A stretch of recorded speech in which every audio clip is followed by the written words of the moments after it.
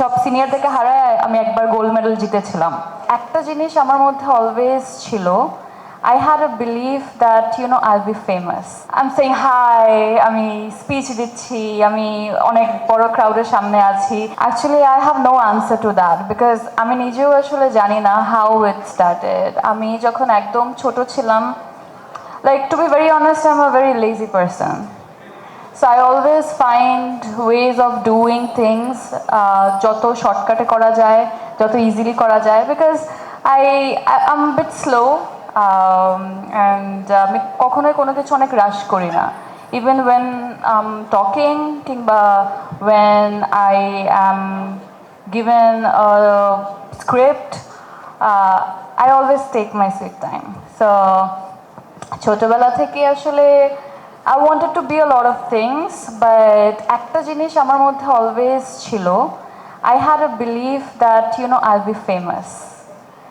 So কিভাবে famous হব আমি এটা জানতাম না, বাট আমি এরকম ইমাজিন করতাম, I used to make up some acts like আমি I'm saying hi, আমি স্পিচ দিচ্ছি, আমি অনেক বড় ক্রাউডের সামনে আছি। সো এই ধরনের মাথায় অনেক কিছু চলতে থাকতো, but how exactly this is gonna happen I had no idea. And তারপর একটু বড় হলাম, বড় হতে হতে বুঝতে পারলাম পড়াশোনায় আমি average, and specially mathematics. So আমি ক্যালকুলেশন নিয়ে আসলে আমি এক ধরনের like I gave up hope that আমি আসলে I'm not made for this. And somehow যখন একটু বড় হচ্ছিলাম তখন আমি স্পোর্টসে অনেক বেশি ভালো করা শুরু করলাম। সো আমি আমার স্কুলকে I used to study in Indian school, Sohar, so that's in Oman, ওটাই আমার ফার্স্ট স্কুল। তো আমি যখন স্পোর্টসে একটু ভালো করা শুরু করেছি তখন আছে না যে একটু একটু আমার স্বপ্ন পূরণ হচ্ছে, লাইক আমাদের স্কুলে আমাকে সবাই চেনে, অ্যান্ড আমি অনেক ভালো ছিলাম স্প্রিন্ট রেসিংয়ে। সো স্প্রিন্ট রেসিংয়ে আমার সিনিয়রদের সাথেও আসলে আমাদের কম্পিটিশন পড়ে যেত, তো সিনিয়ররাও একটু একটু ভয় পেত দ্যাট ও বিকজ আই ওয়ান, মানে সব সিনিয়রদেরকে হারায় আমি একবার গোল্ড মেডেল জিতেছিলাম। সো একটু একটু হচ্ছে পরিচয়, তো এই গেল। Then I change my school, I went to Muscat, and ওখানে যাওয়ার পর I remember I was 13 years old, and first একটা ক্যামেরা কিনি, আমি ক্যামেরা কিনে র্যান্ডম কয়েকটা ছবি তুলে আমি ওগুলো ইমেল করি। ওখানে একটা ম্যাগাজিন বের হতো every week, that's Times of Oman. বাংলাদেশের প্রথম ইমিউনিটি বুস্টার সমৃদ্ধ ফ্যান্টাস্টিক হ্যাপি এনার্জি বিস্কিট। তো টাইমস অফ ওমানে একটা ইমেল দেওয়া ছিল দ্যাট এরকম আপকামিং মডেলস ওরা খুঁজছে ফর এনি ক্যাম্পেইন, কোনো ক্যাম্পেইন স্পেসিফিকলি দেওয়া ছিল না। So you can send in your pictures, and আমি আমার একদম নর্মাল একটা ক্যামেরাতে নিজের ছবি নিজে তুলে very much passport type of picture তুলে আসলে সেন্ড করি, and within a week I get a call. And কলটা পাওয়ার পর ওরা বলেছে উই হ্যাভ দিস ক্যাম্পেইন, এখানে you need to do a photoshoot. So I was like, I was 13, but I was very excited that আচ্ছা modelling করবো, স্কুলে সবাই চিনবে, ও ফেমাস হচ্ছি তো একটু একটু করে। So I thought yeah why not. So আমি গেলাম, আব্বুকে নিয়ে যাই। So it was a jewellery shoot for a brand ডিডামাস, অ্যান্ড কেন আমাকে চুজ করেছে I have no idea, but they chose me. And ওটার পর আরেকটা এরকম ক্যাম্পেইনের জন্য নেক্সট উইকই কল চলে আসে। সো ওই এক ধরনের ফিলিং কাজ করা শুরু করছিল, আচ্ছা মেবি আমি স্পোর্টসে ভালো, বাট স্পোর্টস কি করব জানি না, এখন মডেলিংয়ে একটু একটু ডাক পড়ছে, করব কি না। এরকম করতে করতে একটা সময় একটু টুকটাক কাজ করা শুরু হয়েছিল as a child artist, but child model, artist বলবো না।